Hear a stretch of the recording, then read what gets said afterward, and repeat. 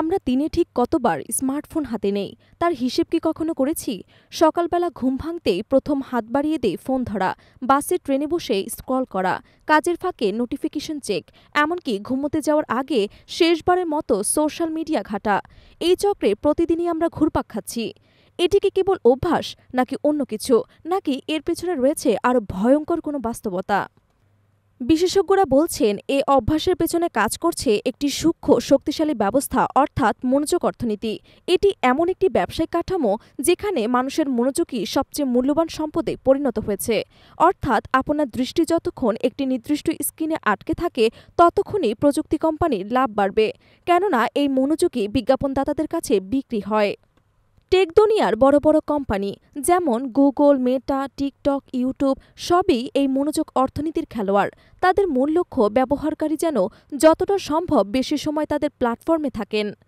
এর জন্যই অ্যাপ এবং ওয়েবসাইটগুলো এমনভাবে ডিজাইন করা হয় যা ব্যবহারকারীদের মনে এক ধরনের আসক্তি তৈরি করে।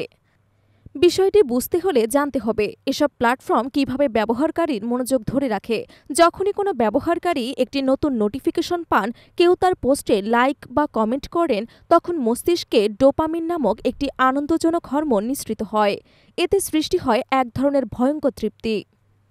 এই ইনস্ট্যান্ট রিওয়ার্ড সিস্টেমের কারণে মানুষ বারবার ফোন হাতে নেয় নতুন কোনো আনন্দদায়ক সিগন্যালের আশায়।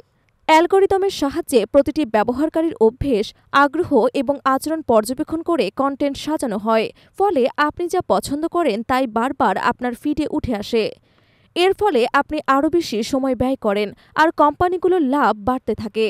বিশেষজ্ঞরা এটিকে বলছেন এক ধরনের ডিজিটাল ফাঁদ। মনোযোগ অর্থনীতির এই প্রভাব সমাজের নানা নেতিবাচক প্রভাব ফেলছে। একটানা স্ক্রিন ব্যবহারের ফলে বাড়ছে মানসিক চাপ, একাকিত্ব, উদ্বেগ এবং ঘুমের ব্যাঘাত। শিশু কিশোরদের মধ্যে মনোযোগের ঘাটতি এখন শিক্ষকদের বড় উদ্বেগ। এমনকি বড়রা ক্রমেই ডিজিটালে ক্লান্তিতে ভুগছেন।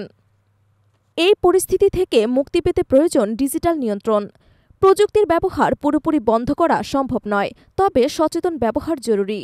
দিনে নির্দিষ্ট ফোন থেকে দূরে থাকা, অপ্রয়োজনীয় নোটিফিকেশন বন্ধ করা, সোশ্যাল মিডিয়ার ব্যবহার সীমিত করার মতো অভ্যেস গড়ে তুললে ধীরে ধীরে এই চক্র থেকে বেরিয়ে আসা সম্ভব।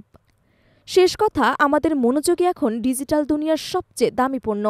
সেই মনোযোগকে সংরক্ষণ করা এখন ব্যক্তি এবং সমাজ উভয়ের জন্য জরুরি হয়ে দাঁড়িয়েছে।